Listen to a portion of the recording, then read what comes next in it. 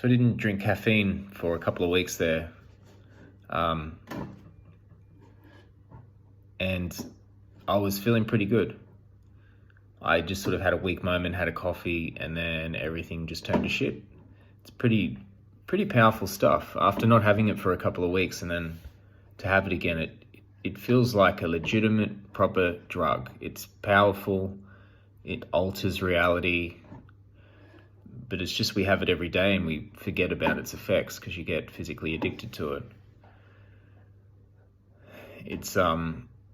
It was interesting because I had this life force come out, this sense of purpose and joy in what I was doing.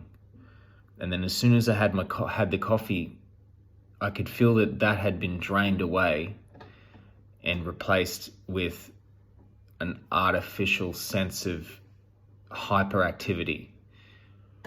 So I believe in a very real sense, caffeine is suppressing who we really are and replacing it with chemicals or something artificial. And most of us live our whole lives like this, and it's the perfect sales product because people need it every day, multiple times a day, and if you don't have it, you feel awful. And even if you have one coffee, because coffee itself, I believe the half-life is 8 hours or something like that. The coffee still affects you for about 24 hours if you have a single cup of coffee. So it's quite long until it's completely out of your system. Because when you stop drinking it, you don't get the withdrawals until 24 to 48 hours later. So this chemical drug is in your body for that long. Your body has to work very hard to get rid of it. It depletes you of everything. Minerals, electrolytes, all that stuff. When I drink coffee, I get weird twitches in my eyes and I get weird muscular twitches, stuff like that. I believe it's just a deficiency in whatever minerals, probably all of them. And yeah, everything just seems more stressful. Everything's just a little bit more difficult. It's harder to focus. I'm not as happy unless I have more coffee. Like if whatever coffee drinkers generally don't enjoy anything that they do until they have their coffee. So it's like caffeine removes your natural joy for life and replaces it with a drug. It's essentially a chemical that the coffee beans make to kill insects, right? But at the doses that we take it compared to our body weight, it accidentally gets us high in terms of we have this sense of we get higher blood pressure, we get a dopamine rush, we get a release in cortisol. We think we can work harder, we think our brain works better, but it's an illusion. It's been tested quite well in terms of there's been a fair few tests on this, and they say that people who have caffeine, if anything, perform worse. But it's an illusion that we think that we're doing things better because of the nature of the drug, how it makes us feel. We think we're more efficient, but the dopamine's being released, so we think we're achieving things. We have higher blood pressure. We have the release of cortisol, adrenaline, and our hearts are racing, increased anxiety, and we think things are going faster and we're getting more done, but really what we actually do is a much lower quality of work. So yeah, I don't want to drink it anymore. I don't want to drink it ever again. It seems a lot of this, and it's completely unregulated. So there's no real significant regulations on caffeine, as far as I know. There's no warnings about it. The health effects of it are pretty serious when you look into the research done on it. Certain types of cancer it causes or seems to have involvement with anyway, and cardiovascular issues, I believe diabetes, I read. Practically every aspect of your health, it affects negatively. And it's a drug, and it needs to be treated like a drug. We just don't really treat it like a serious drug because these companies can make so much money of it.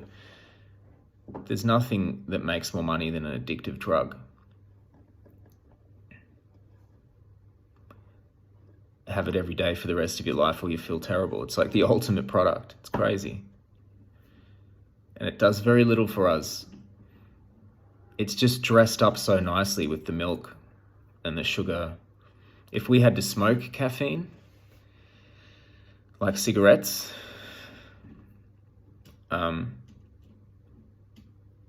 it would be starting to be phased out. Like cigarettes, they're not as popular anymore because these companies were uncovered, right? All the stuff that they were suppressing, and the caffeine companies, the drink companies are doing the same thing, suppressing the information we need to know about the negative health effects of caffeine to make money.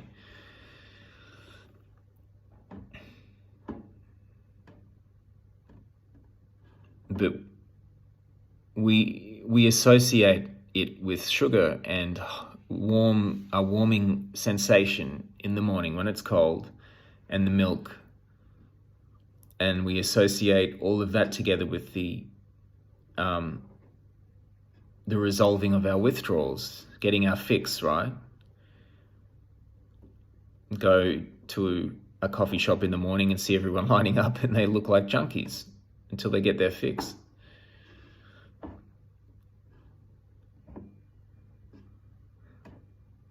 We wait in line craving this thing, thinking it's normal, thinking that there are health benefits to it, that there are certain compounds in it that are good for us, and there's compounds in everything that are good for us. Plastic, grass. If you analyze something, you find something good in it. It's just the thing about artificial things is that they always take more than they give. And it's very much so with caffeine. It drains so much more than it gives, and what it gives us is an illusion.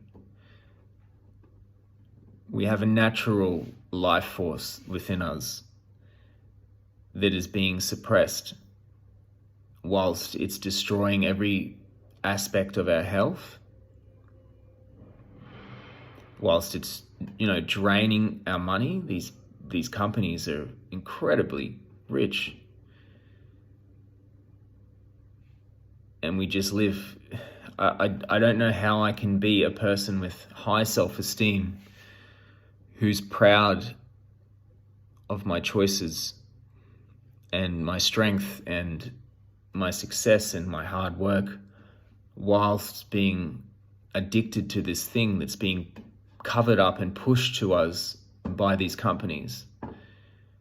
I'm consuming this poison developed by plants simply because I want to be put back to the point of zero, even less. One day I feel tired, I drink a coffee, I feel less tired, things aren't better, I'm not functioning any better. I'm under the illusion that I'm functioning better because my body has been amped up by releasing all these chemicals artificially. But my real life force hasn't been affected, it has been suppressed. And then the next day I wake up, feel even worse because I'm tired and I'm withdrawing from coffee. So the only answer is to have another one. And then it begins for the rest of our lives. And we're convinced that it's okay and that it's normal and that there's nothing wrong with it because that's exactly what they want us to think. I don't think our experience is that. If we really look at our experiences with coffee, we enjoy the comforting aspects of it whilst we get our fix. It's like junkies can learn to enjoy injecting drugs, which injection is one of the most horrific things to some people, but to a junkie it can be an enjoyable part of it. If anyone's ever smoked cigarettes, when you roll a cigarette, it's not that fun, right? But you associate it with smoking, with the hit of the drug. If you give a baby coffee, they think it's disgusting, like a long black.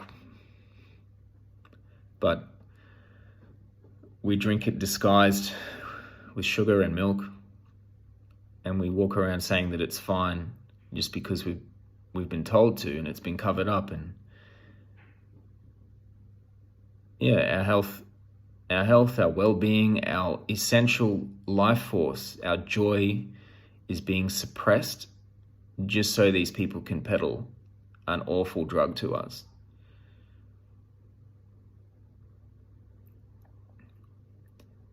So I never want to drink this stuff again. I never want to consume caffeine. Chocolate is the same thing. It's really hard to believe what people do to the human race for money. You think of sugar, we think of seed oils, we think of cigarettes,